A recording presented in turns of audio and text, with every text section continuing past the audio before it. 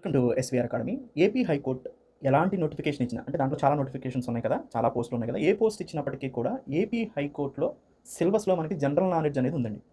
కొన్నిట్లో అది 40 మార్కులకు ఉంది, కొన్నిట్లో 30 మార్కులకు ఉంది. ఎలా అయితే జనరల్ నాలెడ్జ్ అనేది ఏ పోస్ట్ అయినా కానీ హైకోర్టు నోటిఫికేషన్ రిలీజ్ చేస్తే జనరల్ నాలెడ్జ్ అనే పదంతో మనకి కొంత సిలబస్ ఇచ్చారు. దాంట్లో మొత్తం కూడా జనరల్ స్టడీస్నే పేర్కొనడం జరిగింది. అయితే ఒక అద్భుతమైన విషయం ఏంటంటే, అక్కడ హిస్టరీ ఇచ్చారు, ఆర్ట్ అండ్ కల్చర్ ఇచ్చారు, జియోగ్రఫీ ఇచ్చారు, ఎకానమీ ఇచ్చారు, పాలిటీ ఇచ్చారు, స్పోర్ట్స్ ఇచ్చారు, అదర్ కరెంట్ అఫైర్స్ అని మెన్షన్ చేశారు, general science day to day life అని ఇచ్చారు. ఏవి ఇచ్చినప్పటికీ కూడా ఎక్కువ మార్క్స్ దేని నుంచి అడుగుతున్నారు అంటే కరెంట్ అఫైర్స్ నుంచి అడుగుతున్నారు. కరెంట్ అఫైర్స్ బ్యాక్వర్డ్ లింకేజ్ ఎప్పుడు కూడా ఎస్వీఆర్ అకాడమీ చెప్తూనే వస్తున్నాను నేను. మోస్ట్ ఇంపార్టెంట్ అండి, ఏ ఎగ్జామ్కైనా కానీ కరెంట్ అఫైర్స్. మొన్న గ్రూప్ 2లో కూడా ఎన్ఎంసీక్యూస్ వచ్చాయో మీరే చూశారు. సో మనం ఏం చేయాలి, కరెంట్ అఫైర్స్ని తరువుగా ఉండాలి. అది కూడా ఏవి పడితే అవి చదవకూడదు. ఏవి మనకి ఎగ్జామ్కి టిల్టెడ్ టువార్డ్స్ ఉన్నాయో వాటిని చదువుకోవాలి. వాటిని సెలెక్టివ్గా మీకు అందించడం గొప్పతనం అక్కడ. అంతేగాని కరెంట్ అఫైర్స్ అని చెప్పి మంత్లో వచ్చి మొత్తం కూడా ఇస్తూ పోతా ఉంటే వాటి వల్ల ఉపయోగం లేదు. ఏవి ఇవ్వాలో ఏవి ఇవ్వకూడదో తెలిసి ఉండాలి. అలా ఎప్పుడు తెలిసి ఉంటుందంటే సబ్జెక్ట్ అన్నిటి మీద గ్రిప్ ఉన్న వాళ్ళు కావాలి కరెంట్ అఫైర్స్ చెప్పేటప్పుడు.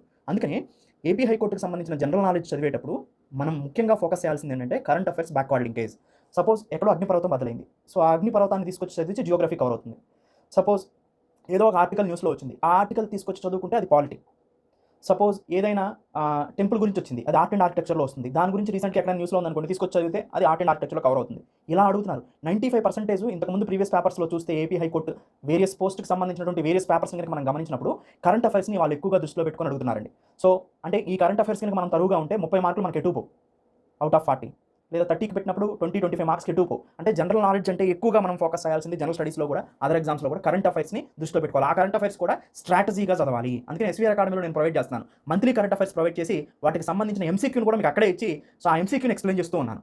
సో ఈ ఏప్రిల్ నుంచి నేను హిందూ పేపర్ని కూడా ఎక్స్ప్లెయిన్ చేసి నీకు ప్రొవైడ్ చేస్తూ ఉంటాను, క్రిస్పీగా news. So Telegram and WhatsApp ఛానల్లో కూడా నేను న్యూస్ని పోస్ట్ చేస్తూ ఉంటాను. సో అందుకనే ఏపీ హైకోర్టు చదివేటప్పుడు జనరల్ నాలెడ్జ్ని కరెంట్ అఫైర్స్ని దృష్టిలో పెట్టుకొని చదవాలి. Thank you. Have a nice day.